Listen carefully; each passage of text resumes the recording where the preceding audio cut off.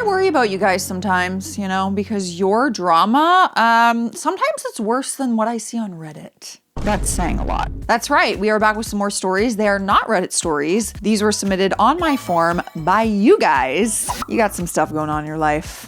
I'm sorry if my complicated life is an inconvenience to your perfect existence. The first story wants to be left anonymous. I discovered my wife was having an affair over the span of 3 years, and I just found out. This has literally flipped my entire world upside down, and I'm left to pick up the pieces of the mess that has been thrown at me. The worst thing is, my own daughters knew about this for some time and didn't even tell me. I'm now pondering kicking them out of my life because of this. This literally just happened recently, so it's fresh and juicy. I will spill the beans for you all, but fake names are being used for obvious reasons. Involved are me, 51 male, my wife, let's call her Athena, 50 female, and the guy who she is cheating with. We will call him Hugh, 58 male. Some background. Athena and I have been married for 27 years. We share 2 beautiful daughters, Alyssa and Sarah, 25 and 23. And we were one close-knit family. I was so blessed to be a girl dad, and I've always worked my butt off to be the best father and husband that they could have asked for. It seemed like I was living the dream. That was until Alyssa discovered Athena was having an affair with someone from our church's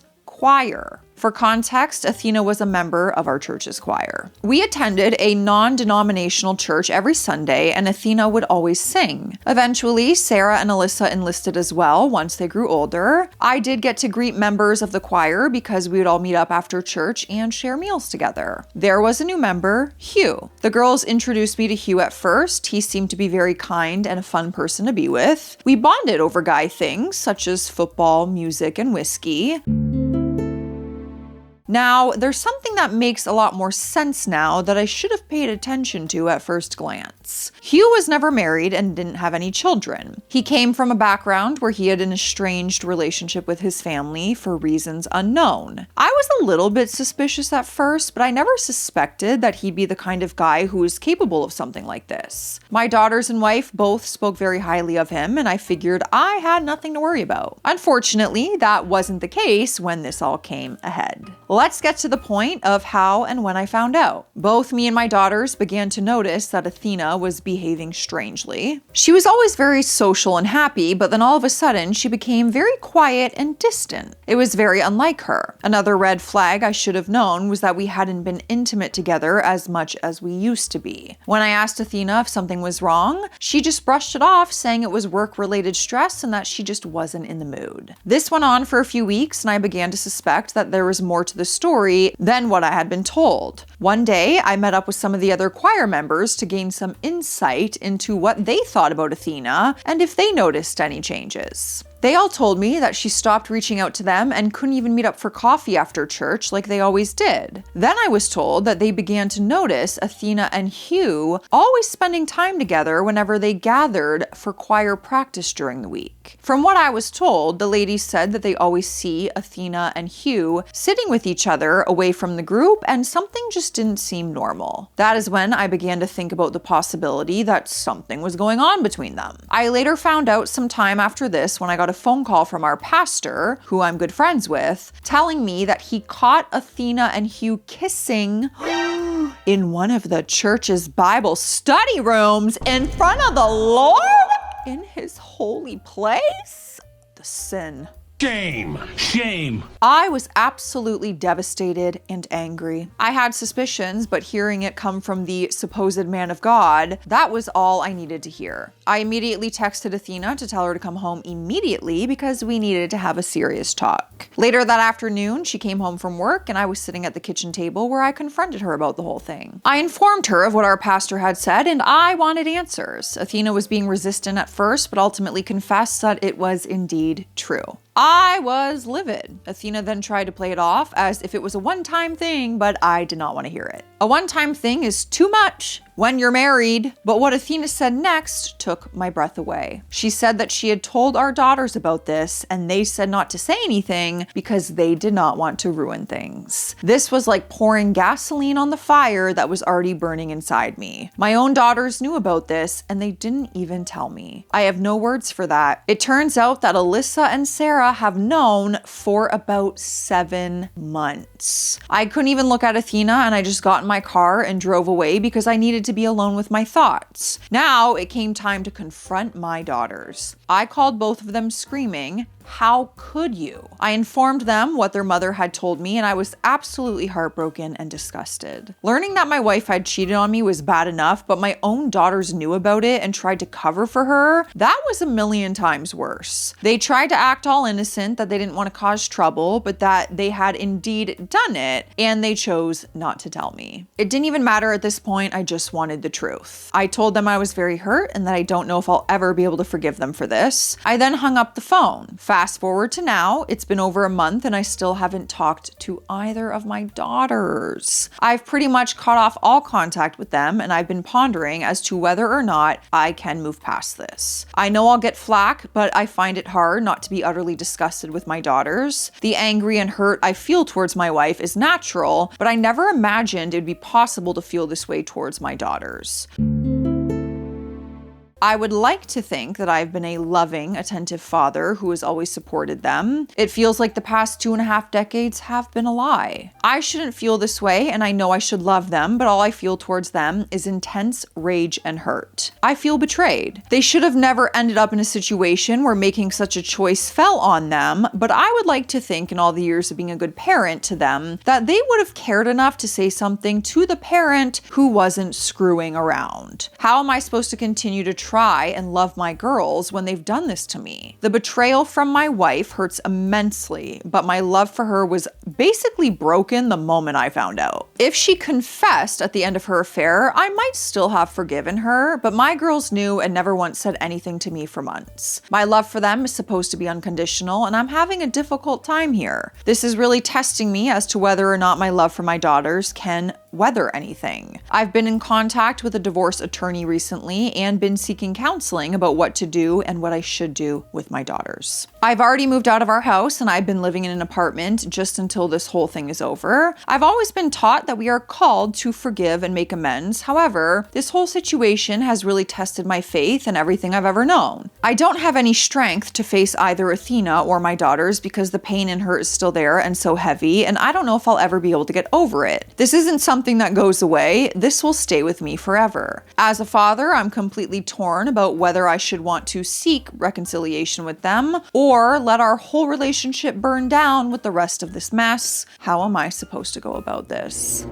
Not qualified. Not qualified. I will say though, the thing I'm mad at the most is the fact that your now ex-wife put them in that position. And if I was those daughters, I would be equally as mad if my mother put me in that position. And I personally would probably say, well, you can tell him or I will. I'll give you the opportunity though to work this out with your husband because I should have never been involved in the first place. And now you've put me in an awful position and you might ruin my relationship with my dad because he's gonna be upset if I don't tell him and I knew. Ugh, that was so crappy of her to do. And the affair, obviously. But this is a member of the sass squad. So let's talk it out in the comments and try to offer some advice here. The next story is coming in from Blake. We rarely get names exposed. Thanks for sharing. Here's a wild dating story I have for you that you won't believe. Oh, I love this. I love this already. Looking back on it now, I feel really stupid, but I'm here to share it. This doesn't sound good, Blake. This took place when I was 18 years old. I'll start out with some background and work my way to how crazy this date got. As I stated, I, 24 female, was 18 at the time and was really big into using Tinder. My age range was set to ages 21 to 28. Girl, at 18? Oh my God. The only reason why I set it to that was because I didn't want to risk running into anybody that I went to school with. The town that I live in, everyone knows each other essentially, and we're all like a big family. I was the girl in my town that everyone would pick on. They would pick on me because I was quiet from trauma that I went through in my earlier teen years because of my long-term ex. That's a different story for a different time. Anyway, I set my mileage distant range from 10 to 25 miles just so this way I would have no chance of running into my bullies or old classmates that I did not want to associate myself with. One day, I matched with this 28-year-old guy. Blake, if I could have talked to you at 18. Let's call him Dave. At the time, his age didn't really raise an eyebrow because I thought it was normal. My mom married my dad when he was 28 and she was 18, so I thought it was okay. Dave and I kicked it off really well. It turns out he listened to a lot of the same music that I liked and he had a lot in common with me. I thought he was very attractive and he seemed really nice.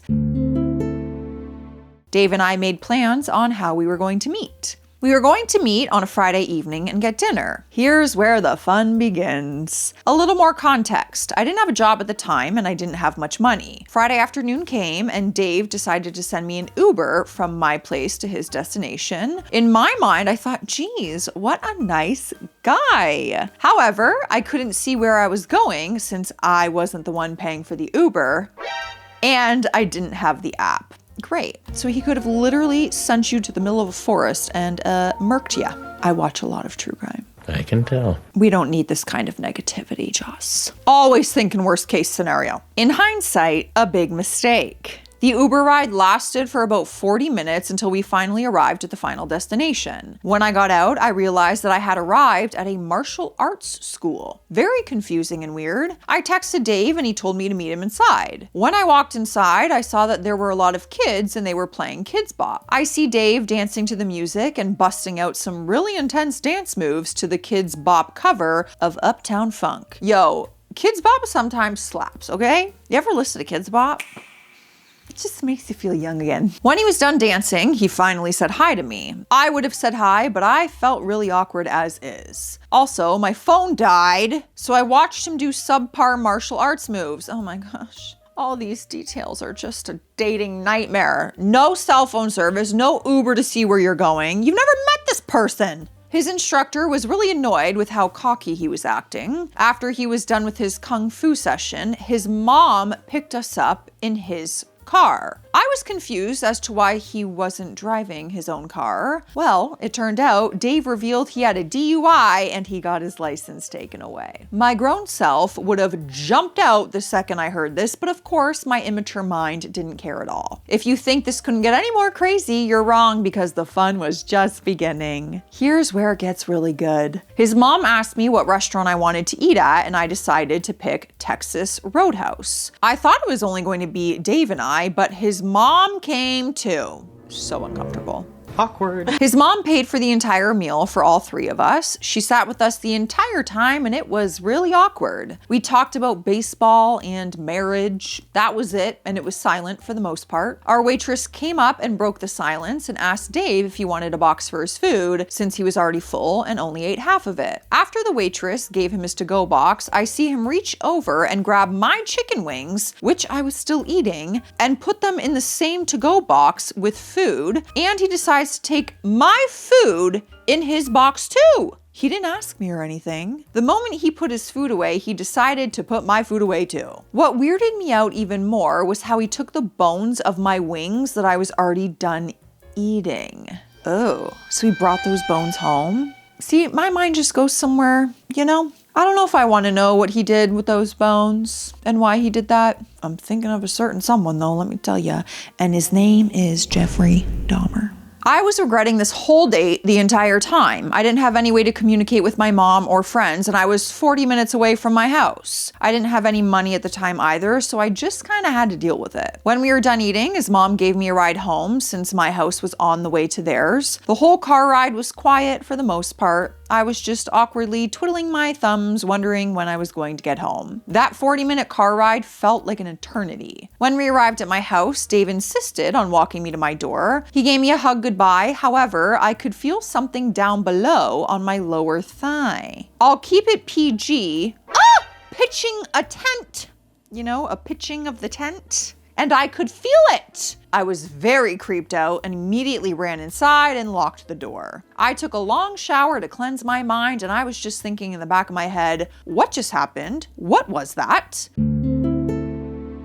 That was a wild experience, and there was no way I was going out with him again. I never said a word to anybody about it, and I plan on taking that secret to the grave. Is this the grave? Lesson learned, don't go out with a 28-year-old, let alone one who doesn't even drive. I think there's a long list of things we shouldn't do, but I get it. You were 18. Listen, I did a lot of dumb things at 18, so I'm not really judging. I'm just worried about you, 18-year-old you. I would have had a little chatting too, you know? Like maybe we shouldn't do this.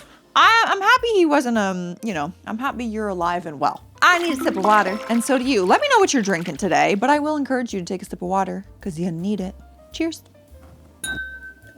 I saw the craziest design fail in real life the other day, and if you watched my design fail video on my other channel, this is gonna make you laugh so hard. I took a picture just so I could show you guys, okay? Look at this bathroom.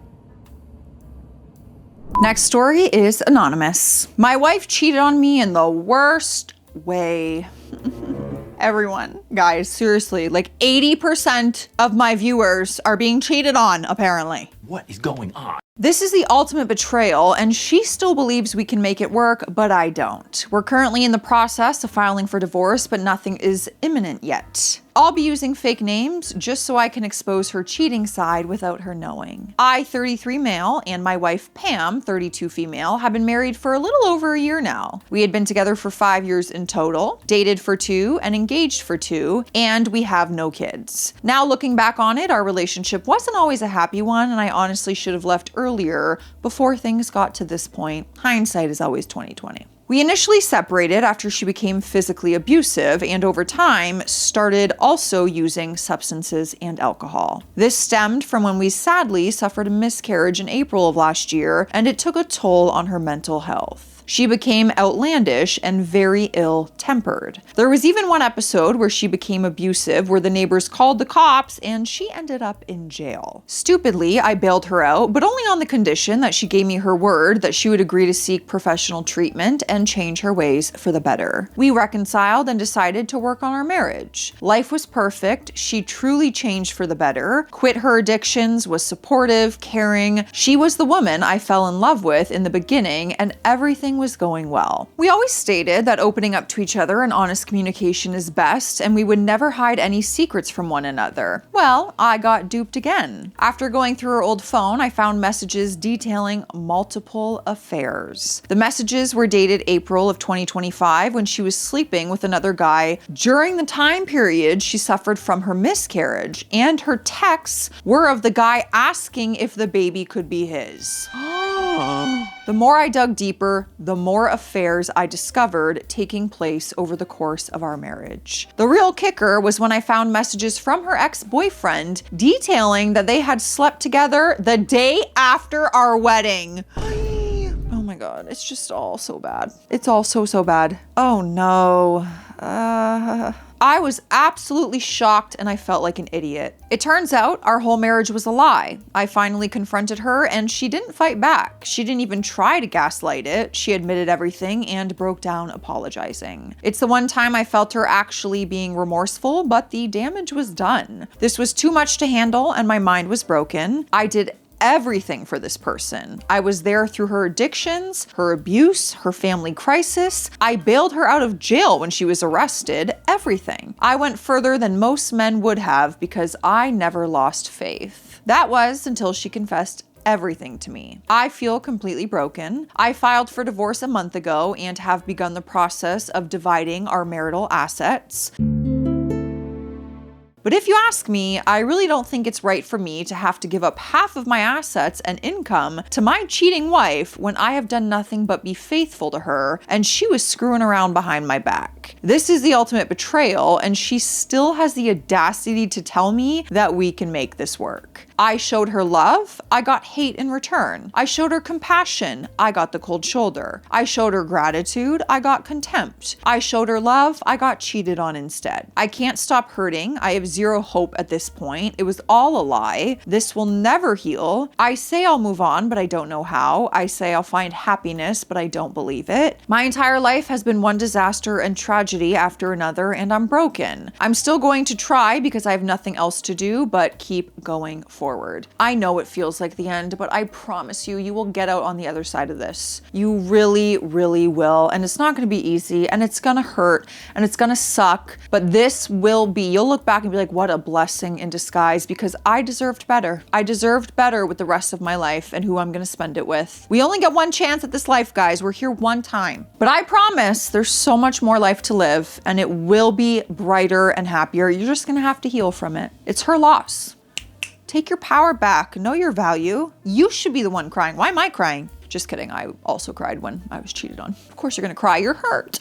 Next story is anonymous. My mother-in-law from hell. She's quite literally the devil. Oh, my husband hates her and I'm pondering divorce over her. I need some advice. Buckle up. This is a long one, but necessary for you to get the picture. Fake names are being used. I, 43 female, married my husband, 35 male. We will call him Chad. We have been together since August of 2019 and we got married in April of 2022. Over the course of our relationship, my husband's mother, we will call her Barbara, 53 female, would call every day, which was fine considering she's his mother. We all would talk and laugh. She lived in a different country, but she would talk to him like a baby. She would say stuff like, oh, my precious baby, my twin, my handsome baby. I found it a little unusual, but still nothing wrong with that at the time. Chad is very much a mama's boy. What got weird to me was the daily calls always came with a request for money and a guilt trip about how she had nothing, that her precious twin is far away, and that he owes it to her since she is his mother. So, as the doting girlfriend I would help him send her money. Sometimes his money and mostly mine. It wasn't much really from USD to exchange rate to her country. Life moved on, but over the course of our relationship, we have sent her,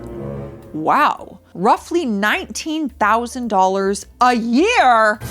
Since 2019. Oh, I thought you meant that was the grand total since 2019. $19,000 a year? Fast forward to COVID. Chad and I were locked in the house together for the pandemic. He had jobs on and off, but would quit for stupid reasons. His excuse was that the manager was hating that he was always the hardest worker and the most attractive guy there, and said that it's not his fault. I worked 2 jobs. I made most of the money in the relationship. All this will make sense soon, so just bear with me. Beginning of 2022, my husband/boyfriend at that point still had decided to quit another job for vanity. He had a huge infection on the backside of his ear and it made him embarrassed to be seen in public, which I helped him clean and I took him to the ER. His mother was really pushing for more and more money, asking us to get papers fixed so that she can come to the United States. At this point, Chad was out of work for months and his friend told him to join the military. So Chad did. He said that we should get married, which we did before telling anyone. Later, I found out he married me for more pay in the military, not just for love. We only wanted to tell our mothers, and we told our mothers to keep it a secret. Barbara promised that she would. Not only was this about our marriage, but also about Chad joining the military.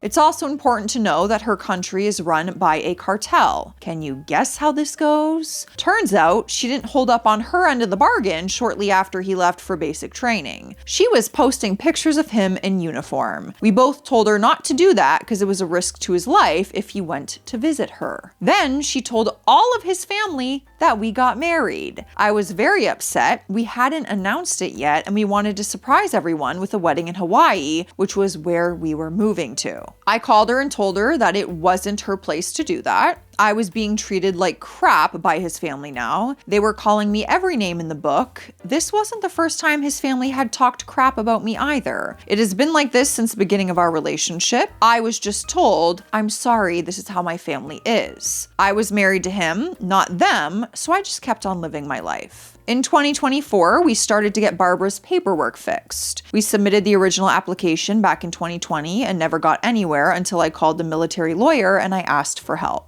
Keep in mind, I've been the one doing everything around the house for him. Cooking, cleaning, paying the bills, driving him around to appointments, calling on anything and everything he needs help with. I have been very helpful in his life when I haven't had jobs, and I continue to do everything when I did have a job as well. 2025 rolls around and we finally get Barbara's papers fixed. She bought a plane ticket with her other son's money to come visit us in Hawaii for about a month without even asking if she could come visit. She called Chad 6 days before she arrived to tell us she's coming for 30 days. I was in a whirlwind. I had to rush to get things ready for her. We had no extra room for her, so I told my husband that we could give up our room for her, and I guess we could sleep in the living room. Also, to keep in mind, this was the same week that we were having his best friend staying with us too, because it was Chad's birthday, in our 3-bedroom house, and this was an absolute circus. Here's where everything goes downhill. I went to pick her up at the airport. When I saw her, she was being wheeled out in a wheelchair and had a neck brace on. After exchanging hellos, I asked what happened to her neck. She informed me she faked her injury so she could get special treatment from the flight attendants, and she sat in the front row of the plane. If you think that's wild, listen to what she said next. When I asked her if she needed my help with her luggage as well, as if she needed assistance with getting her clothes on, she said, "No, I didn't bring any. I'm just gonna wear yours."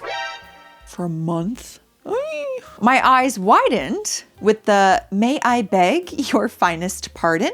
I don't have a lot of clothes that fit me due to gaining weight from the stress of being married to her son. I was depressed. Plus, she's a tad bit bigger than me, so my clothes wouldn't fit her. This is the disrespect I've had to put up with for all these years whenever I came into contact with her. I honestly don't know how Chad managed to live with her as a child. The tipping point was Chad's birthday party. All his family and closest friends were all there. At first, everything was going great, and both Barbara and Chad weren't being toxic for once. I thought the party would go on without a hitch. That was until Barbara pulled me aside away from the party, where she reverted back to her usual old ways. She told me that I was stupid, that he should be single, that I had brainwashed her baby into marrying someone like me, that she was a prominent person in her town, and that she is like royalty. That was the last straw. I had put up with enough of her attitude, and I finally grew a backbone to give Barbara a taste of her own medicine. I knew this would cause drama because it's Chad's mother, out of all people, and we all know how she'd react to anything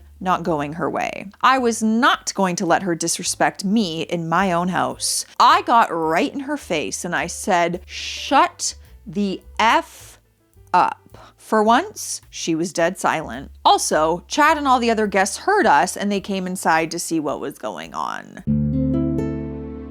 Then I said, quote, "You are not the boss of me or your son. I've done nothing but try to be nice to you and welcome you into my family, and all you do is treat me like a punching bag. I don't know what I did to make you act like a biatch, but you're not going to come into my house and disrespect me or my husband." I then threatened that if she didn't agree to stop being disrespectful, she would not be welcomed back again. Rather than backing down and knowing her place, she started fake crying and ran over to her precious baby, calling me the devil and wishing that Chad never married me. Eventually, Chad steps in and surprisingly took his mother's side. He proceeded to say some really rude things to me in front of all of his closest friends and family. Barbara then put her arms around him like a baby and said, "Let's go, baby. I'll give you the love that clearly your wife can't give you." At this point, I was fighting back tears because I couldn't believe that my husband turned his back on me. For a long time, I warned him about his mother's behavior, but ultimately he didn't care. After that, Chad and I had several fights over the course of the rest of 2025. We both said things we shouldn't have and things that hurt each other. I always apologized for my part and I owned up to my parts of the argument. He, however, would not. He would always run and call mommy and talk about me to her. Barbara spread word that I was hurting Chad, and I had been receiving phone calls and messages from members of his family calling me every name in the book. It was so hurtful, there were a few telling me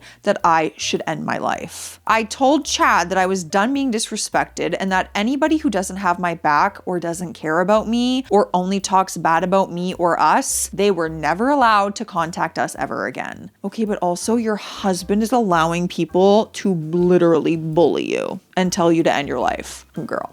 I have also explained to him it's funny that she says all these things about me, but she doesn't have a job, and she lets many men and other people pay for her lifestyle. The classic gold-digging biatch. The other day, I decided to finally leave Chad because I couldn't take it anymore. No one should ever have to live with people who degrade them and wish ill upon them. He often referred to me as a roommate and that our money is his money, which it isn't. So I'm done with the games. I am done being hurt and I am done being bullied. Even after we've been through a lot of ups and downs, I still love my husband. I know some will say I shouldn't, but I still do. However, I just can't put up with the influence his family has had on him, portraying me as the problem. It's best that I just walk away, and I have reached out to a divorce attorney, and I'm currently working on starting the divorce process. Well, I mean, I am proud of you for knowing your worth, because I know it's not easy to walk away. And it's such a shame when it's like family and stuff that gets involved in the relationship. Because it's family. It just adds such a heavy layer. Let me know your thoughts, you guys. These are your stories. Stay classy out there. Stay sassy.